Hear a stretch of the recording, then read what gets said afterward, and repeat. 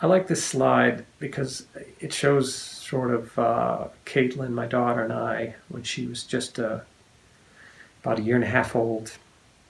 And, it was pure bliss, the two of us being together. And, that was her pure innocence. And to an extent, my pure innocence and our pure connection. And the fact that she left this world of her own choice shows how far one can come from that moment through no fault of her own. And no fault of my own that at least I was aware of. My pure love for her has never changed, ever. I always felt that same way about her, no matter what. And so I think we can get back to that when we let go of fears in our painful past and we reconnect with this innocent, loving, peaceful nature that still exists in all of us. I think it's inherent to the human heart, mind, just like your beating heart is inherent to you. That's in you. And this beautiful, innocent part of you still exists. And my experience is this is where the healing takes you back to the healing practice, back to this peaceful, joyful, loving human nature that's in you.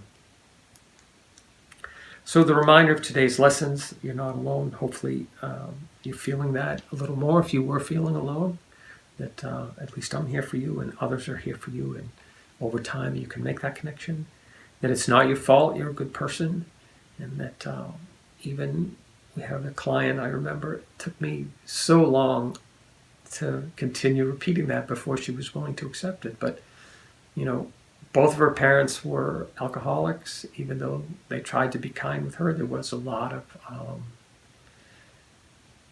unsafe experiences in her childhood.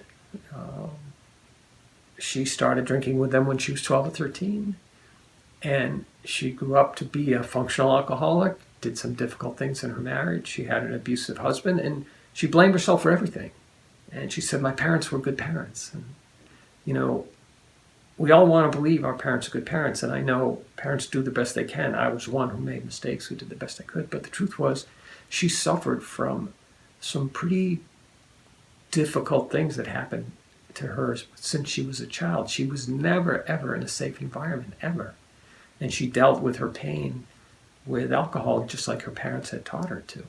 And so, a lot of bad stuff can come out of that. And we blame ourselves, right? And our own children suffer, and our marriages suffer. And so this is the cycle of ACEs, if you will, that's intergenerational. They get passed from one generation to the next, but yet we all want to love our parents and know that they did the best they can. So the key thing here is just to realize we come from difficult environments almost through no one's fault. Everyone has experienced these types of things, and that's why, to a degree, they put them on others. So I try to understand, not to blame. I try to see things as they really are, not to criticize. And so when I tell you it's not your fault, you're a good person, I don't mean to say it's someone else's fault. They're in the same position you are, probably, where they've experienced pretty difficult things as a child or an adult, and they're reacting due to their own emotional wounds. And so I hope that perspective is clear. We'll talk about it more over time. As long as we can start to begin to see we're the product of our own environment and experiences, and start to let go of some of the guilt, the shame, the blame that we hold. What you feel is normal given what you've experienced. Hopefully there have been some things you've seen today that have shown you that could be true. Learning skills to help yourself feel better. Again, hopefully you've seen things that help you believe that might be true. And then finally, that healing is normal with understanding, support, and practice. The whole idea is not that these 5 lessons become crystal clear to you today. It's only that you can entertain that these are possible. And that hopefully my experience and me sitting here with you shows you to a degree that you can be kind, you can be loving, you can have good experiences even after very, very difficult trauma in your life. And I've presented enough exercises and examples and videos that you begin to accept that these might be true, and you're willing to take the step to lesson number 2 and keep going. The closing thoughts for me today is your suffering's not your fault. There's nothing fundamentally wrong with you, and your emotional wounds can be healed. Your sense of self-confidence, your power, your well-being can be restored and healthfully even enhanced. For sure, that's true of me. The new understandings we gain from this workshop are important, but we really need to experience these truths to come to know them. So healing and recovery take work, consistent practice. So that's the point I was alluding to on that last slide, that it's one thing to rationally think the things I'm saying are true, but without experiencing them, you can't really know them. And healing comes from experience. It comes from knowing inside that I'm safe, knowing inside now I'm connected, knowing inside that I understand myself, I understand others, and I can create good experiences and protect myself from bad ones.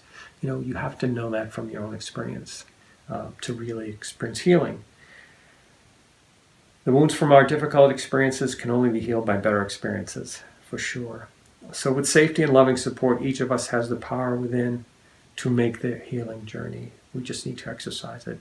So yeah, there is an aspect of exercising your own power over time that becomes the driving force for your own healing. And there's no substitute for it. I can't do it for you. No one can do it for you. But it has benefits that start to accrue right away. Hopefully you feel a little better just by being here today with the session. And hopefully in doing a regular practice, you'll feel better every day. So we'll have another session in a week. The homework for you this week is really just reading. If you have, for the Love of Katlyn book, we're going to cover the love and kindness chapters and the acceptance chapters next week. If you don't have that book, that's fine. If you look in Katlyn's Healing Center under Directing Your Own Healing, there's a copy of the practice chapter from the book. And the practice chapter is something we're going to refer to every week.